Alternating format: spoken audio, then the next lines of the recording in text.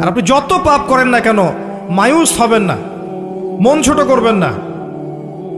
আপনার একটা সেজদা, যে সেজদা আপনি চোখের পানি ঢেলে দিয়েছেন আল্লাহর কাছে, যে আল্লাহ আমার ভুলগুলো তুমি মাফ করে দাও, আমার তওবা তুমি কবুল করো, ইনশাল্লাহ দেখবেন ওই একটা সেজদা যদি কবুল হয়ে যায় আল্লাহ পাক আপনার সব গুনাহ মাফ করে দিবেন ইনশাল্লাহ। নামাজটা ছাড়েন না, যত পাপ করছেন করেন, আমি বলি নামাজ ছাড়েন না, ইনশাল্লাহ একদিন নামাজই আপনাকে পাপ থেকে বের করে আনবে ইনশাআল্লাহ।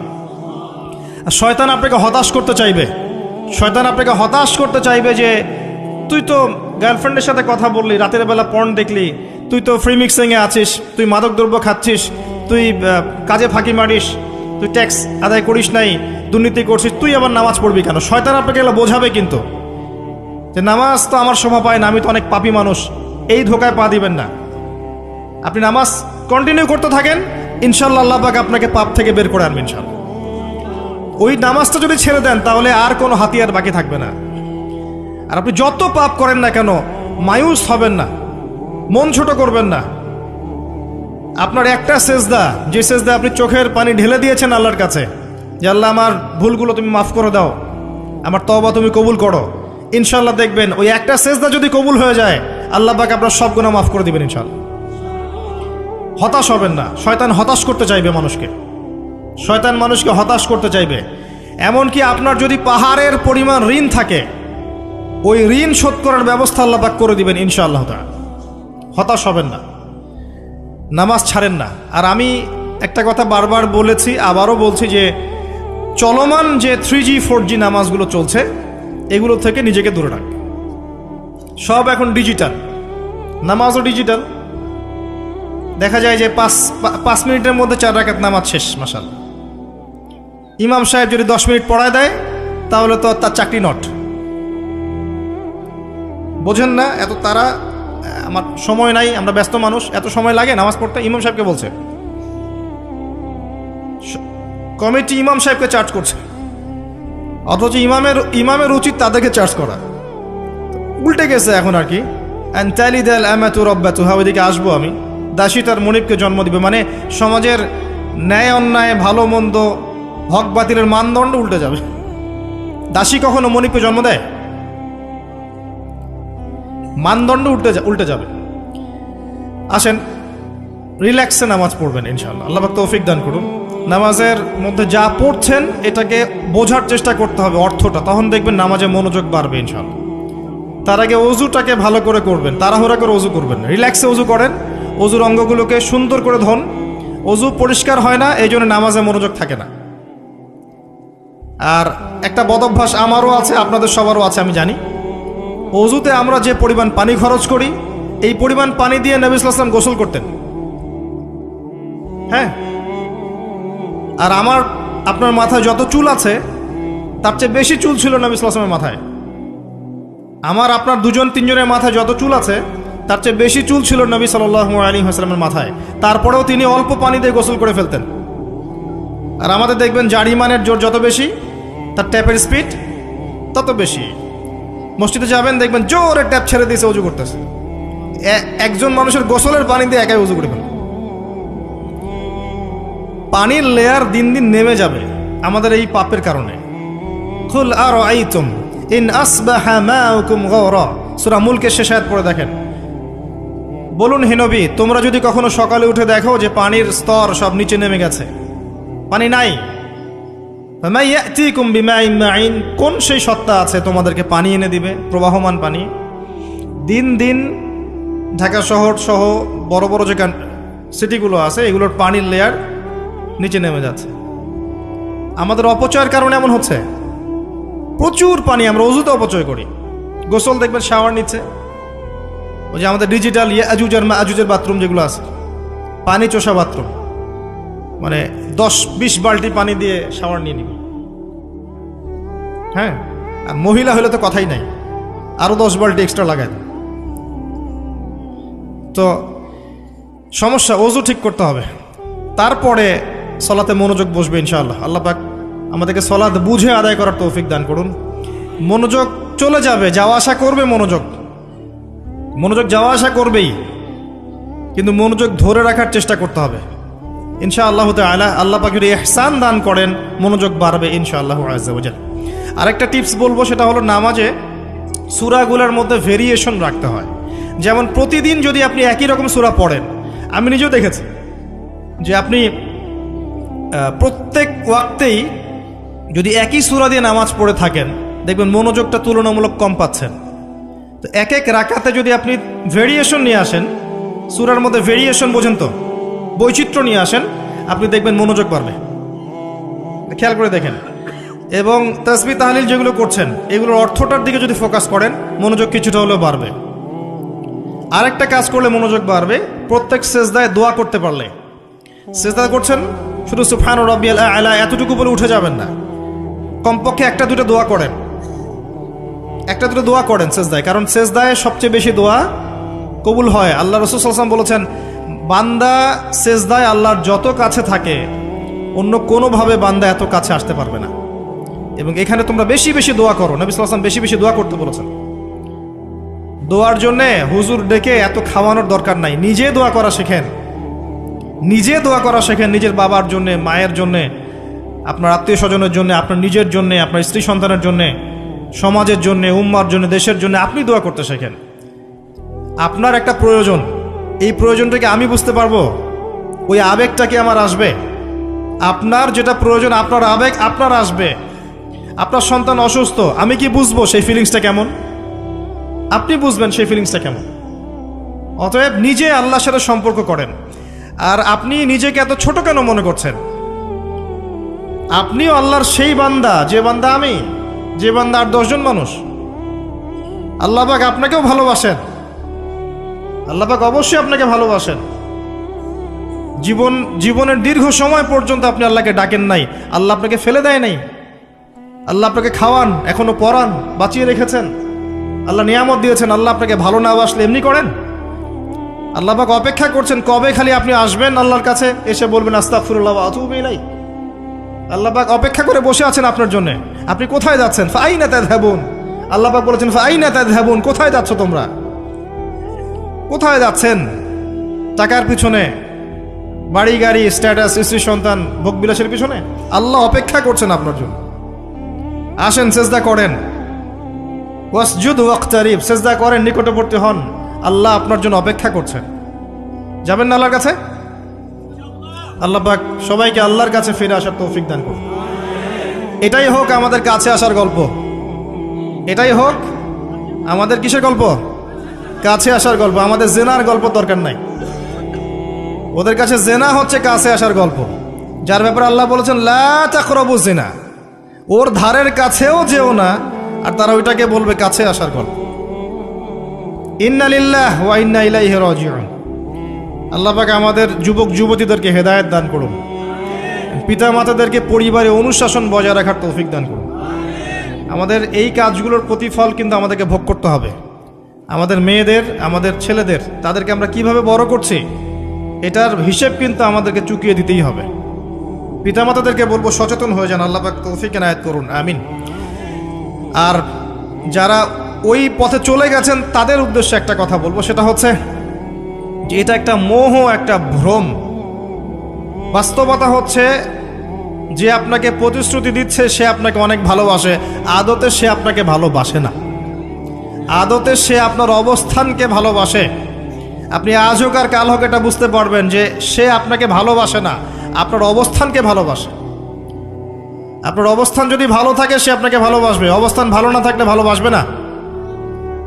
একইভাবে আপনি একটা মেয়ের কাছে যে ভোগবিলাস চাচ্ছেন, একটা ছেলে একটা গায়রে মাহরাম মেয়ের সাথে ফ্রি মিক্সিং করলে তার একটাই উদ্দেশ্য থাকে, সেই মেয়েটাকে ভোগ করা।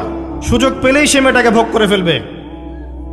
একইভাবে এই মেয়েও দেখবেন আপনার যতটুকু সামর্থ্য আছে, অর্থবিত্ত যা যা আছে, এটাকে সে ইউজ করার চেষ্টা করছে তার স্বার্থে। বাস্তবিক অর্থে দুজন দুজনকে ভালোবাসে না মোটেই, দুজন দুজনের স্বার্থকে ভালোবাসে। ভালোবাসা আল্লাহর পক্ষ থেকে আসে। কখন আসবে? যখন আপনি হালালের উপর থাকবেন, যখন আপনি বিয়ে করবেন হালালভাবে। অচেনা একটা মেয়ের প্রতি দেখবেন আল্লাহ পাক এমন ডিভাইন একটা লাভ দিয়ে দিবেন, ওয়াজআলা বাইনাকুম মাওয়াজ্জাতা ওয়া রাহমা। আল্লাহ পাক তার পক্ষ থেকে উভয়ের মাঝখানে হৃদ্যতা, ভালোবাসা, মহব্বত দান করবেন। বলেন সুবহানাল্লাহ। এটা ডিভাইন, আল্লাহর পক্ষ থেকে আসবে, ঐশ্বরিক। আর বাকিটা হচ্ছে ঐশাচিক, শয়তানি, প্রবৃত্তির দাসত্ব, ভোগবাদী। এগুলো খেয়াল রাখবেন। এতে করে যা হবে, আপনি একবার আপনার ইজ্জত হারায় ফেললে কখনো ফিরে পাবেন না। অদ্ভুত বিষয়, মানে এই বিষয়গুলোকে আমরা কিছু মনেই করি না। এখন আমরা কিন্তু কিছু মনেই করি না, মনে করি এটা একটা মানে সোশ্যাল কালচার, গার্লফ্রেন্ড বয়ফ্রেন্ড থাকবে, এটা সোশ্যাল কালচার। এভাবে যে কত ছেলে কত মেয়ে, লক্ষ লক্ষ কোটি কোটি নিত্যদিন জেনা করছে, আল্লাহ ভালো জানে। আল্লাহ পাক আমাদের যুব সমাজকে হেদায়েত করুন, আমিন। আর যে প্রশান্তির জন্য আপনি তার কাছে যাচ্ছেন, সেটা তার কাছে নাই। প্রশান্তি আছে কোরআনের কাছে, প্রশান্তি আছে নবীর সুন্নায়, প্রশান্তি আছে আল্লাহর জন্য সেজদায়। তার আল্লাহর জন্য আল্লাহকে স্মরণ করে আপনি কাঁদবেন, প্রশান্তি পাবেন। আল্লাহর জন্য কিছু কাজ করবেন, তার দিনের কোনো খেদমত করবেন, প্রশান্তি পাবেন। আল্লাহর কোরআনের 10টা আয়াত মুখস্থ করেন, মনে এমন শান্তি আসবে যেটা আপনি কোথাও পাবেন না।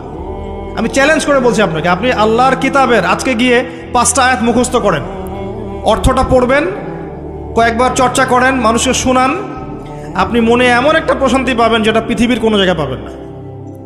এখানে প্রশান্তি এত এত বেশি মাত্রা আসবে, যার খবর যদি ওই পশ্চিমারা জানতো, তাহলে আমার কলিজায় বোম মেরে উড়িয়ে দিত। কথা বুঝতে পারেন নাই?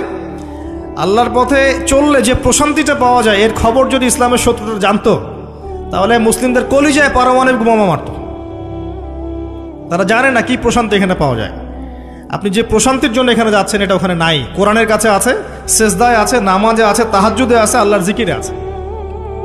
আর নেককার স্ত্রীর কাছে আপনি প্রশান্তি পাবেন। এটা আল্লাহ আপনাকে গিফট দিয়েছেন। আদম আলাইহিস সালামকে আল্লাহ পাক দিয়েছেন না? তার একাকী বোধ হচ্ছিল জান্নাতে, আল্লাহ পাক সঙ্গিনী সৃষ্টি করেছেন। এখানে আপনি প্রশান্তি পাবেন, বাকিগুলো প্রশান্তির উৎস নয়। পরে দেখা যাবে ওখানে ছাকা খেয়েছে, খেয়ে তারপরে মাদক সেবন করবে, তারপরে মিউজিকের কাছে যাবে, তারপরে দেখবেন যে পতিতালয়ে যাচ্ছে, তারপরে হয়তো গুন্ডামি করবে, জীবনটা উচ্ছৃঙ্খল হয়ে গেল।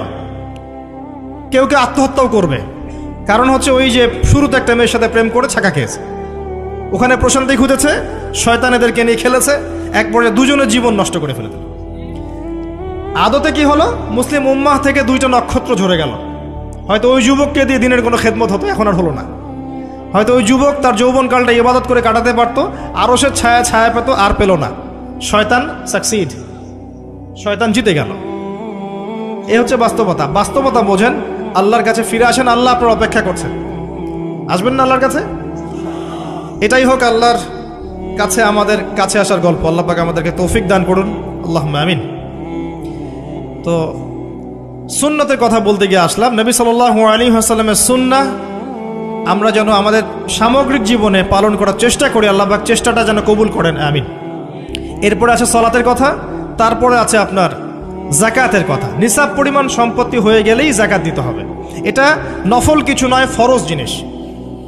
যদি আপনি সামর্থ্যবানদের যাকাতগুলো কালেক্ট করতে পারতেন, কেউ যদি পারত, দেখতেন এই যাকাতের অর্থগুলো দিয়ে এত এত মানে বিগ বিগ প্রজেক্ট করা যেত, যেটা আপনি কল্পনা করতে পারবেন। এটা কিন্তু নফল কিছু নয়, দিতেই হবে, বাধ্যতামূলক। যাকাত আল্লাহ পাক এই জন্য ফরজ করেছেন, যাতে করে সমাজের মধ্যে ধনী এবং গরিবের সাম্য বজায় থাকে।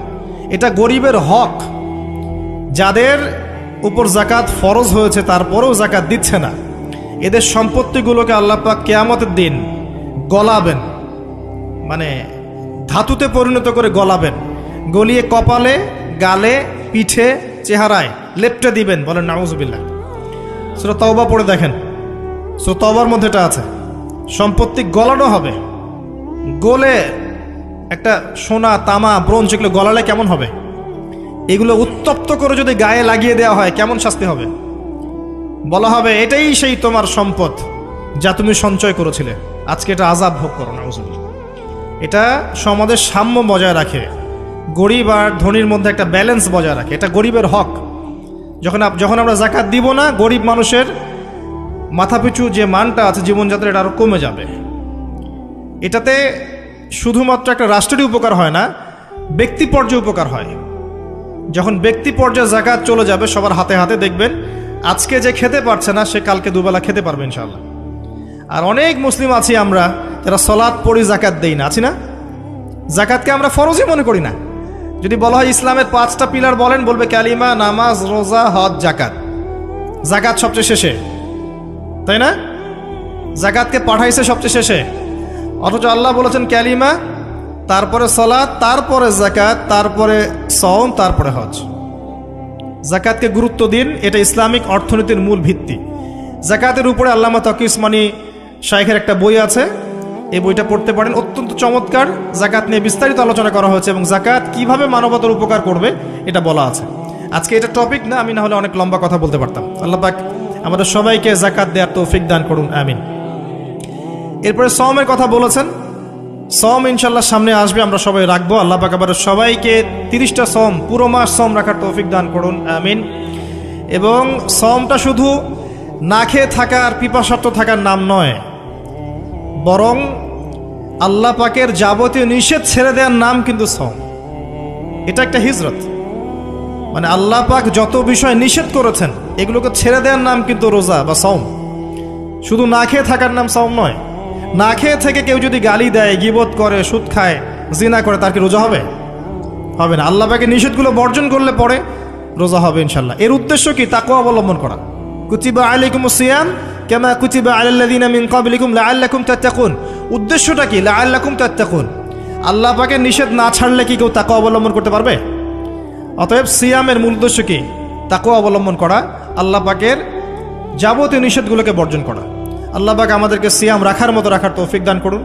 রমজান মাসে আমরা ইফতার করাবো বেশি বেশি ইনশাআল্লাহ। বেশি বেশি মানুষকে ইফতার করাবেন, বেশি বেশি নফল দান সাদাকা করবেন, জাকাতগুলো দিয়ে দিবেন। রমজান মাসে কিয়ামুল লাইল করবেন, তারাবির নামাজ সুন্দর করে লম্বা করে পড়বেন। রাকাত সংখ্যা নিয়ে ঝগড়া করেন না। আমরা যে কাজগুলো করি ঝগড়াটা বেশি করি।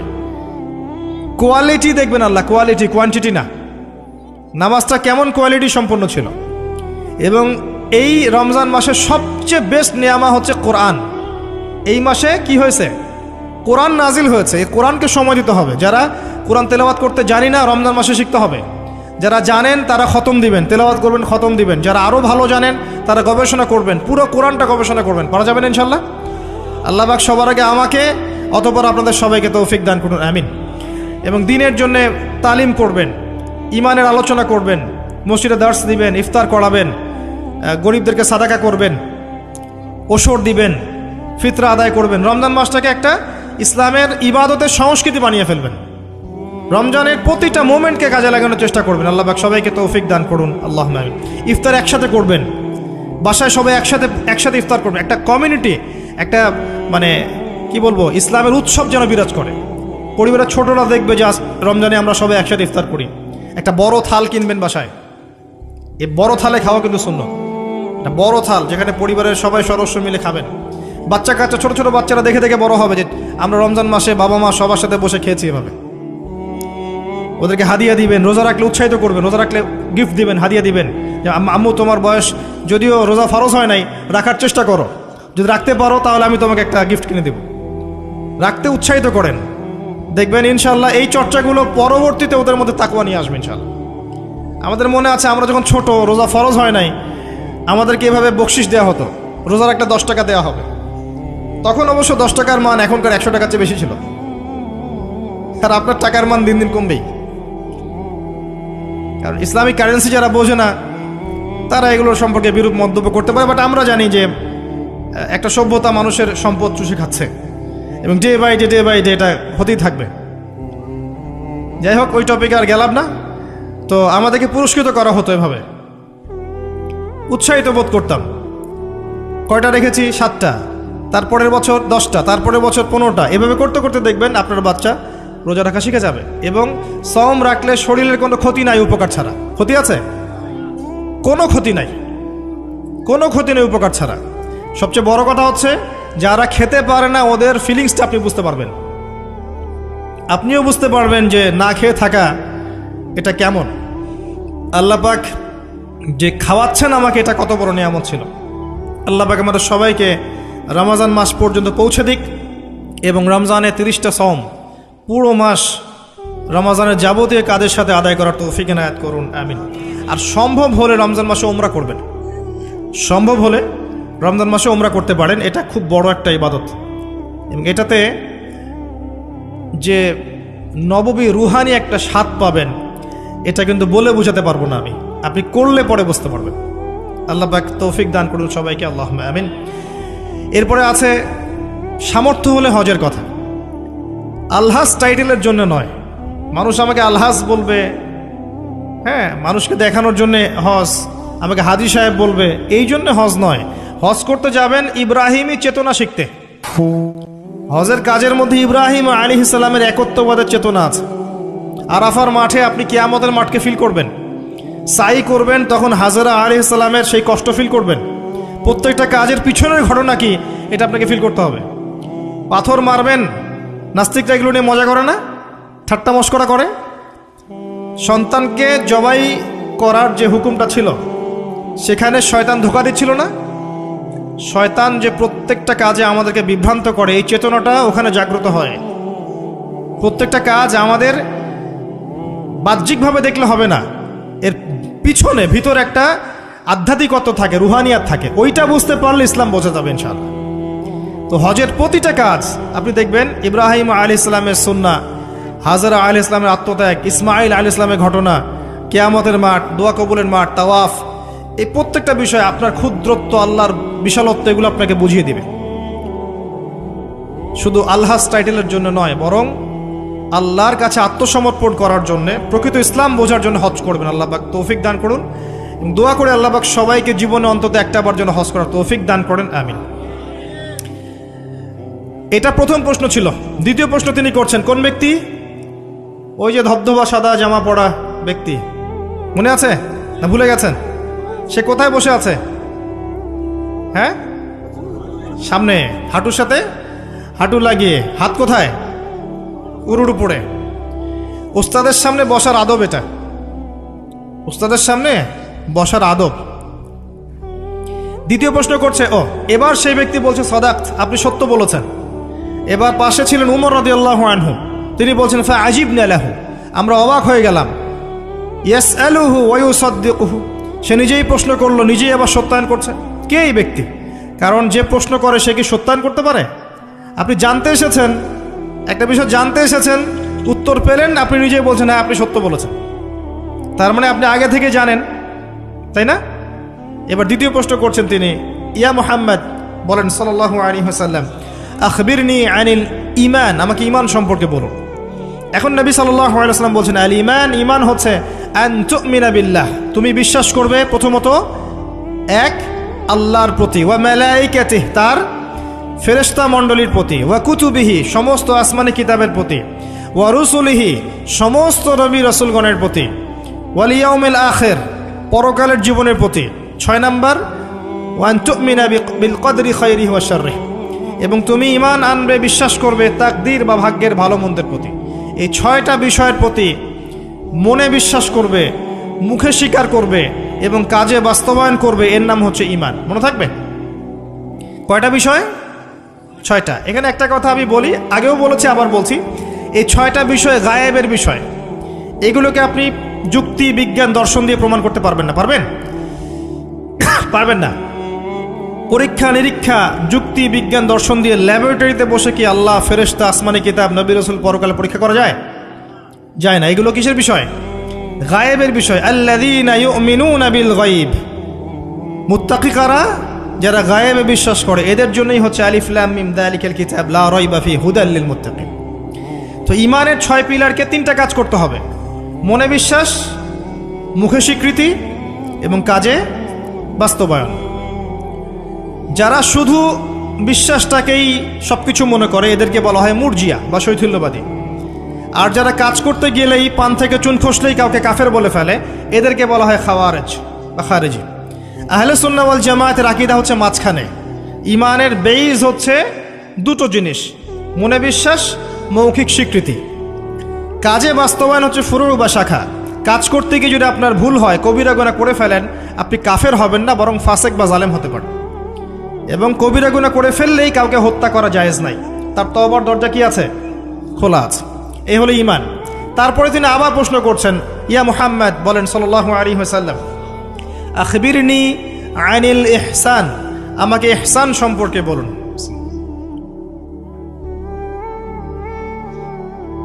তখন নবী সাল্লাল্লাহু আলাইহি ওয়াসাল্লাম বলছেন, আল ইহসান, ইহসান হচ্ছে আন তা'বুদাল্লাহা কাআন্নাকা তারাহ, তুমি এমনভাবে আল্লাহর ইবাদত করবে যেন তুমি আল্লাহকে দেখতে পাচ্ছ। কথা বুঝতে পারছেন? খুব ডিফিকাল্ট, কথাটা বলা সহজ, আমল করা খুব ডিফিকাল্ট। তুমি এমনভাবে আল্লাহর ইবাদত করবে যেন তুমি আল্লাহকে দেখছো। ওয়া ইল্লাম তাকুন তারাহ ফাইন্নাহু ইয়ারাক, যদি তুমি আল্লাহকে দেখতে না পারো তাহলে জেনে রাখবে আল্লাহ তোমাকে দেখছেন। এই কনসিয়াসনেসের নাম হচ্ছে ইহসান,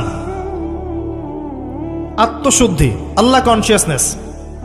যদি কারোর মধ্যে ইহসান থাকে সে কি পাপ করতে পারবে? সে কেউ যদি ফিল করে যে আল্লাহ আমাকে দেখছেন প্রত্যেকটা কাজে, ইবাদতে, ব্যবসায়, মুআমালাতে, সামাজিক বিষয়ে, চাকরি বাকরি, ওয়ার্ল্ড অ্যাফেয়ার্স, প্রত্যেকটা বিষয়ে যদি কেউ মনে করে আল্লাহ আমাকে দেখছেন, তাহলে কি কারো পক্ষে পাপ করা সম্ভব? এই চেতনাটা আল্লাহ পাক জাগ্রত করতে বলেছেন। আল্লাহ পাক আমাদের সবাইকে আমলে, আকীদায়, মুআমালাতে ইহসান দান করুন, আল্লাহুম্মা আমিন। আর এই ইহসানের সাথে একটা শব্দ সম্পর্কিত, এর নাম হচ্ছে তাকওয়া। একটা আপনাদের এখানে সি বিচ আছে না? ধরেন একটা সি বিচের মধ্যে কিছু কাচের টুকরা ফেলে দেওয়া হয়েছে, ছোট্ট একটা জায়গায় সৈকতে কাচের কিছু টুকরা ফেলে দেওয়া হয়েছে। আপনাকে বলা হলো যে এর উপর দিয়ে হাঁটেন। এখন আপনি কিভাবে হাঁটবেন? নর্মালি হাঁটবেন না পাগুলো ফেলে ফেলে খুব কেয়ারফুলি হাঁটবেন? এই হাঁটাটা হচ্ছে তাকওয়া। এই হাঁটাটার এক্সাম্পল হচ্ছে তাকওয়া। মানে এই কাচের টুকরাগুলো হচ্ছে গুনাহ, শয়তানের ট্র্যাপ, ফাসাকি, জুলুম, অন্যায়, অত্যাচার, পাপ। এখান থেকে বেঁচে বেঁচে আপনাকে পা ফেলতে হবে, এর নাম তাকওয়া। আর কখন ফেলা সম্ভব হবে? যখন আমি ফিল করব আল্লাহ আমাকে দেখছেন। এই কনসিয়াসনেস না থাকলে এটা হবে না। টেবিলের তল দিয়ে আপনি ঘুষ দিচ্ছেন, যে নিচ্ছে সে যদি ওই সময় চিন্তা করে আল্লাহ আমাকে দেখছেন, নিতে পারবে? ব্যবসা করছেন, মাপে ওজন কেউ দেখছে না, কাস্টমার দেখে নাই, আপনিই দেখছেন, বুঝতে পারছেন। আপনি যদি ওই সময় চিন্তা করেন যে আল্লাহ আমাকে দেখছেন, এ দেখে নাই, আপনি কি কম দিতে পারবেন? পারবেন না। বোনের সম্পত্তি আপনি সিস্টেম করে নিতে পারেন, বোন শিক্ষিত না, বোঝে না, আপনি চিন্তা করছেন আল্লাহ তো আমাকে দেখছেন, পারবেন নিতে? প্রতিটা কাজ যদি এতটুকু মানুষ ফিল করে যে আল্লাহ আমাকে দেখছেন, আপনি পারবেন না করতে। এরপরেও যদি পাপ হয়ে যায়, দেন তওবা করে ফিরে আসতে হবে। আল্লাহ পাক সবাইকে তাকওয়া অবলম্বন করে তৌফিক এনায়েত করুন।